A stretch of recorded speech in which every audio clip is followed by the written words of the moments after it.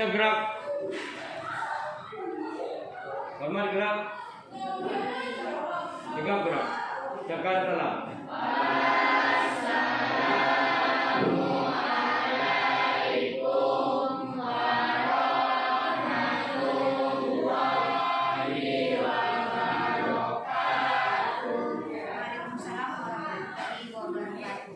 Dalam hati mulai.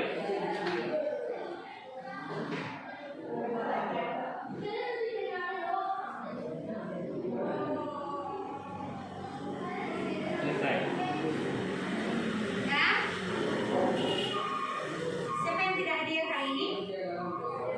Hadir semua.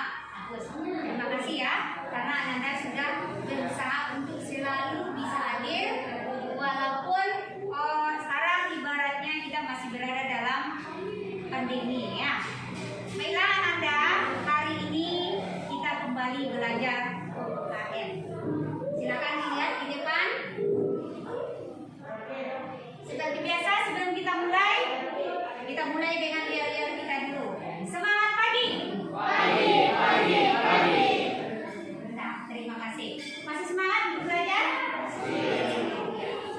Hari ini kita akan belajar PPKN pertemuan ketiga tentang materi perjuangan mempertahankan kemerdekaan Republik Indonesia.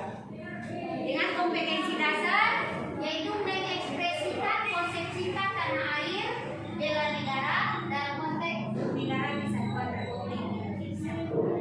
Kemudian tujuan pembelajaran kita hari ini ada 4. Yang pertama, melalui tayangan video atau gambar yang dipilih sendiri oleh Ananda nanti, murid dapat menjelaskan bentuk perjuangan mempertahankan NKRI baik sesudah kemerdekaan maupun pada saat kemudian yang kedua, melalui kajian literatur dan diskusi kelompok, murid dapat membedakan bentuk perjuangan mempertahankan NKRI.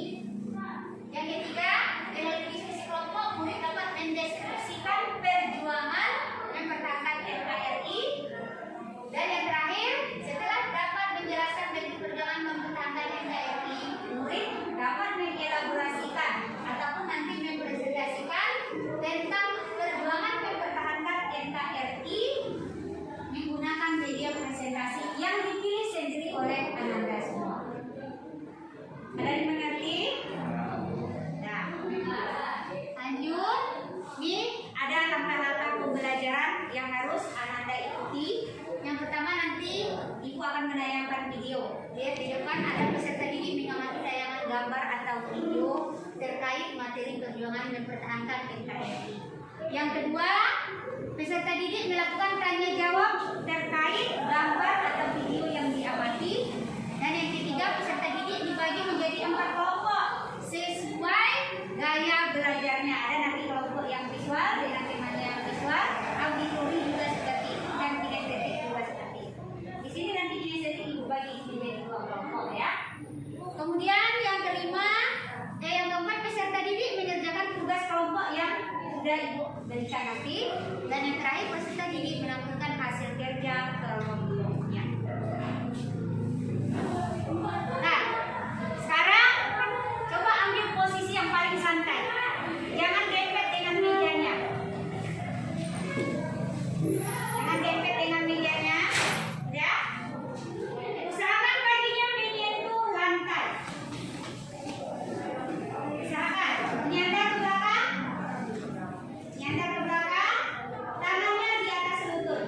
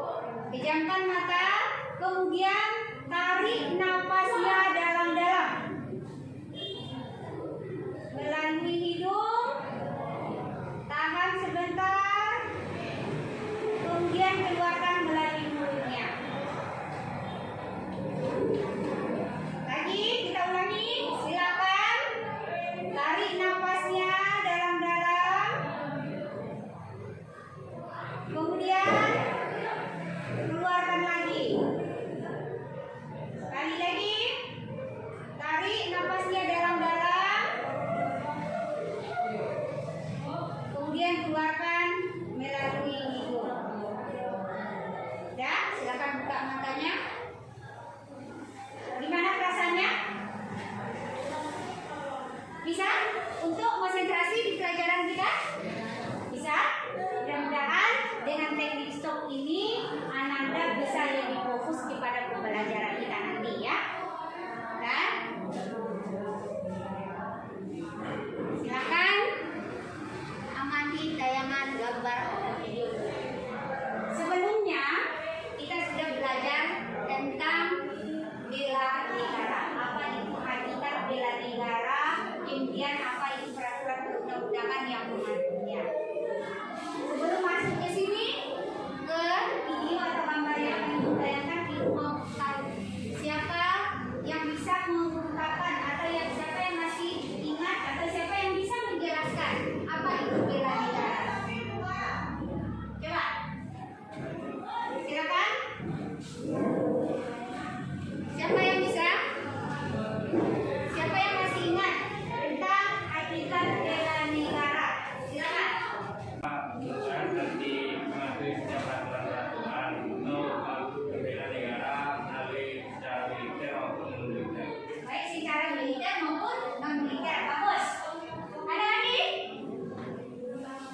Siapa lagi yang bisa? Bela negara. Siapa lagi? Sini.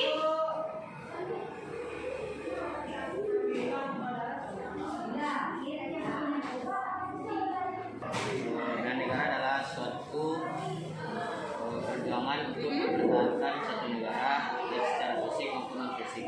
Suatu perjuangan, suatu usaha. Untuk apa? Mempertahankan kemerdekaan baik secara fisik maupun non fisik. Luar biasa.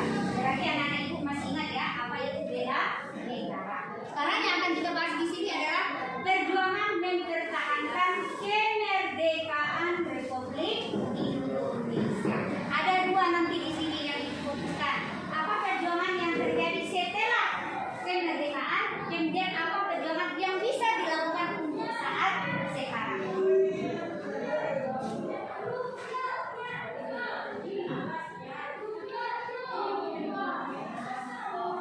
Nah, Anda coba perhatikan video di depan.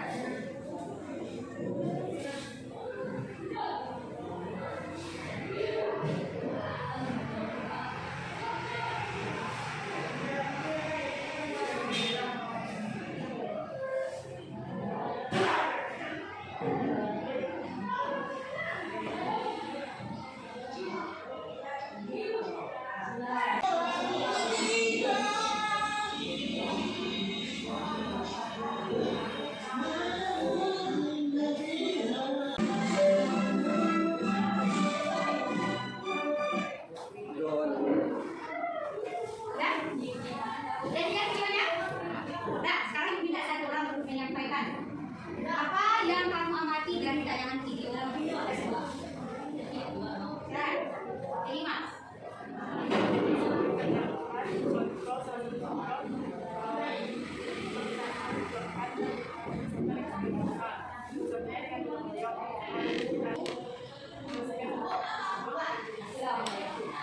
Bagus. Jadi di dalam video tadi ada dia contoh menjaga apa? Persatuan dan kesatuan dengan cara melakukan atau melaksanakan gotong royong membersihkan di depan. Gambar 1 itu gambar tentang apa? Mempertahankan kemerdekaan. Ya, itu peristiwa apa tuh? Ya, 10 November, luar biasa. Lanjut, gambar apa? Apa? Konferensi meja bundar. Apa yang dimaksud dalam konferensi meja bundar itu, nak?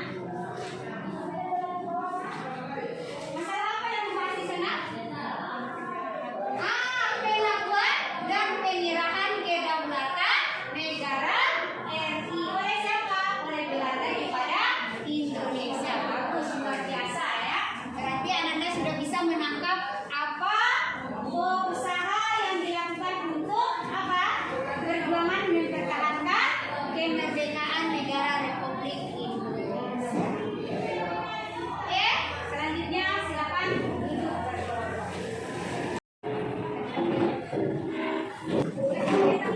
Ya, nomor 2. Mereka 3, 4. Sudah, bagus.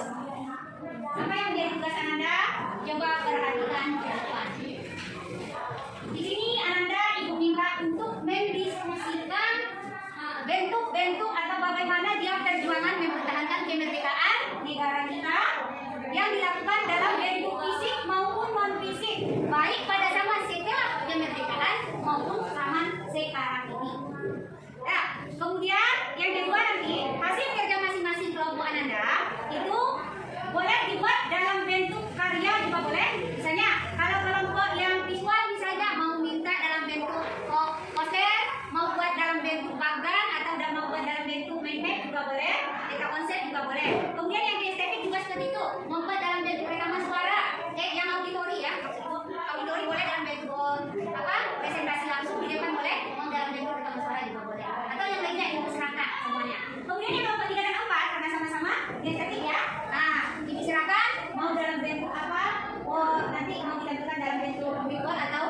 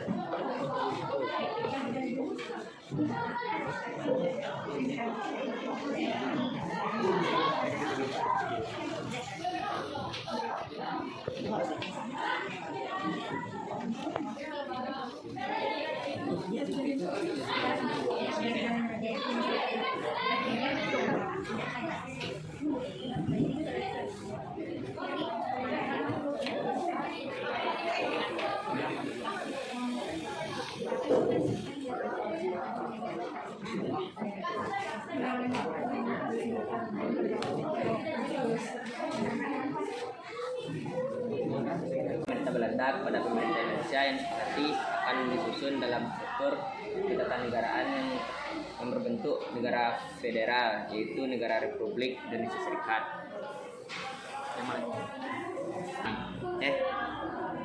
Perjuangan mempertahankan kemerdekaan pada saat masa sekarang itu pertama, siap sedia membela tanah air, menolak campur tangan atau intervensi asing, memperkuat sistem pertahanan dan keamanan rakyat semesta, dan juga mengikuti belajar dengan baik dan mengikuti upacara. Baiklah teman-teman, saya akan menyampaikan presentasi dari pemerintah perjuangan mempertahankan kemerdekaan Republik Indonesia secara rekaman audio. 1. Perjuangan fisik mempertahankan Negara Kesatuan Republik Indonesia. 1. Saya akan melanjutkan materi perjuangan mempertahankan kemerdekaan Indonesia yang disampaikan oleh teman saya, yaitu pada saat masa sekarang. 1. Siap sedia membela tanah air. 2. Menolak campur tangan atau interaksi asing. 3. Memperkuat sistem pertahanan dan keamanan rakyat semesta. 4. Belajar dengan sungguh-sungguh. 5. Dan melaksanakan upacara dengan hikmat.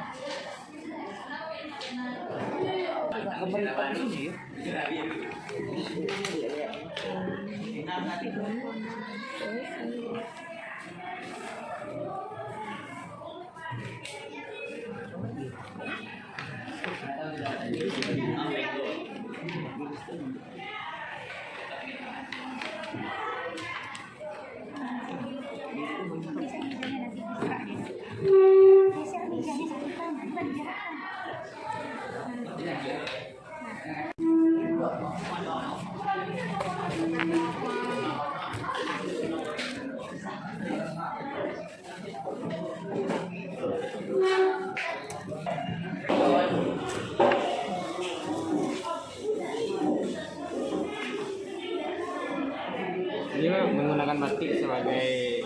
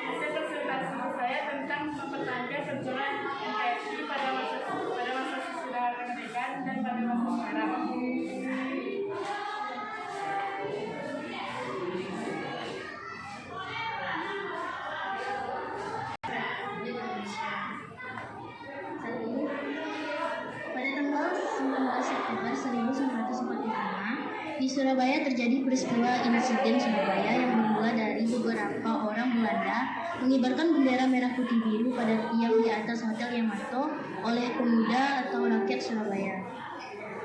2.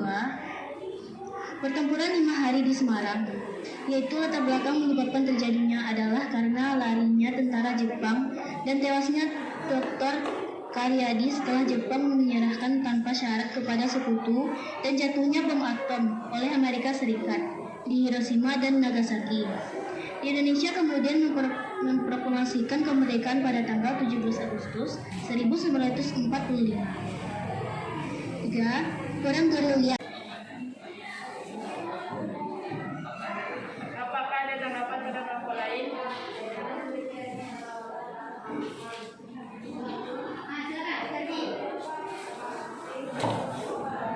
Saya Mahajan Fadila dari kelompok 4 akan menanyakan kepada saudara kelompok 2 bagaimana cara mempertahankan keamanan rakyat semesta yang telah dijelaskan tadi. Ya, terima kasih. Terima kasih telah menanggapi.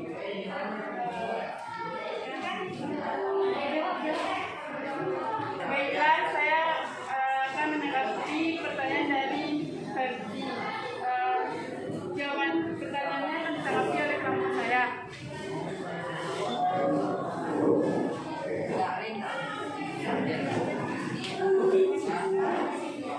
Baiklah, saya akan menjawab pertanyaan dari kelompok 2. Cara menjaga keamanan rakyat semesta seperti saling menghargai sesama manusia, lebih belajar,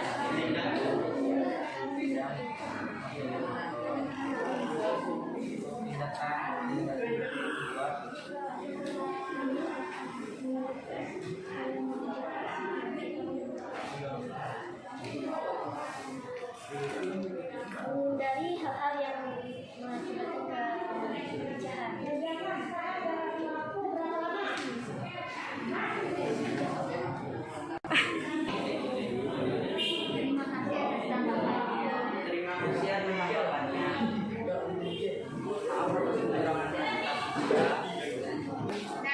Terima kasih atas tanggapannya. Demikianlah presentasi dari kelompok kami. Atas perhatiannya, terima kasih. Assalamualaikum warahmatullahi wabarakatuh. Dan kasih aplaus untuk kelompok.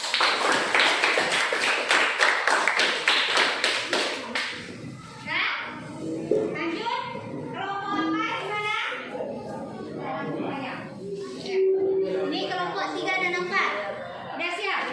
Langsung mau kelompok gimana? Di sana. Ya. Baiklah teman-teman, saya akan menjelaskan tentang mempertahankan kemerdekaan. Mempertahankan kemerdekaan ada 2, yaitu pada masa setelah kemerdekaan. Pada masa setelah kemerdekaan ada perjuangan fisik dan perjuangan melalui jalur diplomasi. Pada perjuangan fisik, insiden bendera di Surabaya terjadi pada tanggal 19 September 1945. Terjadi di Hotel Yamato dan tokohnya Komando Sungkono dan Gunung Tomo.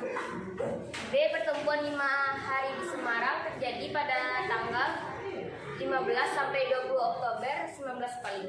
Terjadi di Semarang dan tokohnya adalah Dr. Karyadi. Yang C. Pertempuran Surabaya 10 November 1945 terjadi pada tanggal 10 November 1945 dan terjadi di Surabaya. Tokohnya yaitu Brigadir Malabi. Yang kedua, perjuangan melalui jalur diplomasi. A. Perjanjian Linggarjati. B. Perjanjian Renville. C. Perundingan Romroyen.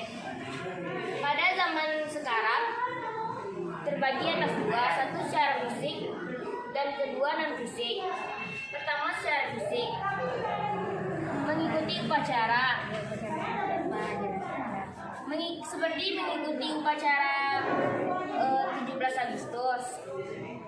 Kedua, gotong royong.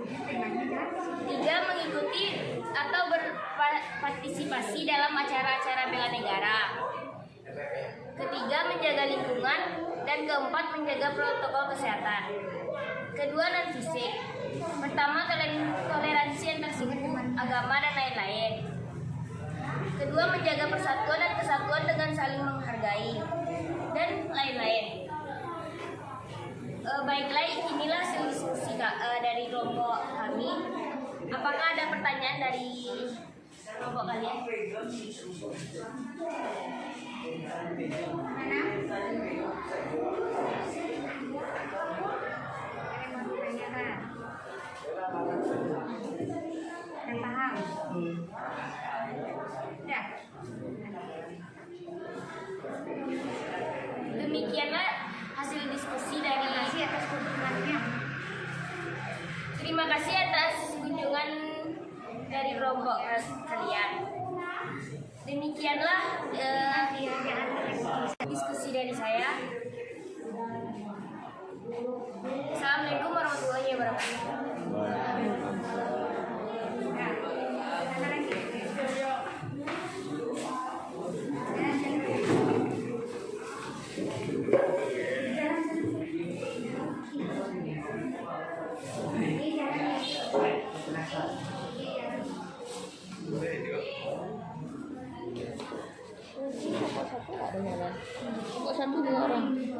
Kita kembali ke Indonesia. Mana ada semuanya. Sekarang Ibu mau bertanya dulu dari pembelajaran yang kita atau yang Anda peroleh baik dari presentasi tema maupun dari rekaman suara atau dari papan media presentasi yang ditampilkan oleh temanya. Siapa yang bisa memberikan kesimpulan terhadap pembelajaran kita hari ini? Silakan. Siapa yang bisa memberikan kesimpulan?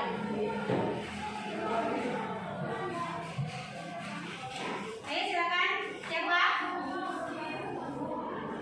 Di zaman sekarang secara fisik lebih mengadakan gotong royong ikut serta dalam acara 17 Agustus.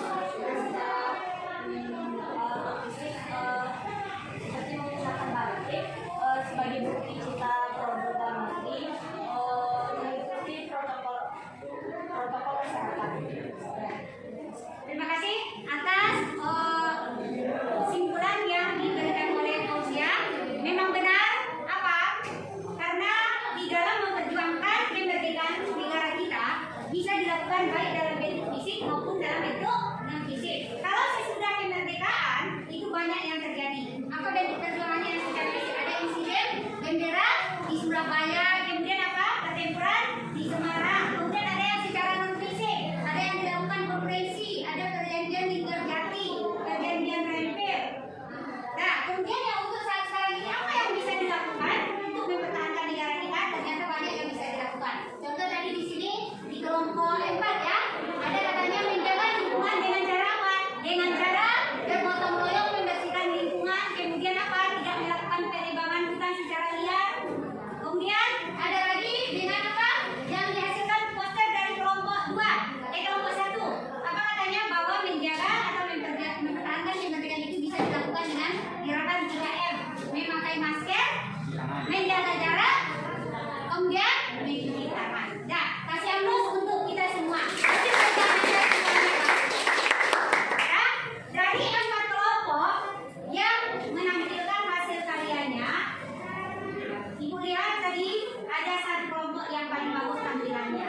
Dan yang mendapat nilai atau bintang 5 itu ada di kelompok 4. Ya, itu dia pembelajaran kita hari ini. Selanjutnya, di sini Ibu ada memberikan, silakan dilihat di depan. Nah, Ibu mau bertanya tentang refleksi pembelajaran kita hari ini. Yang pertama, apa manfaat yang Anda rasakan dari pembelajaran kita ini? Coba, Fahmi, apa manfaat yang bisa kamu peroleh dari pembelajaran kita hari ini? Kita mengetahui perbedaan-perbedaan dengan sistem lama dengan sistem sekarang. Apa lagi? Terus aturan-aturan pusat yang dilakukan sesuai dengan masa-masa. Sesuai dengan pasal atau peraturan perundang-undangan yang berlaku. Ya, bagus sekali.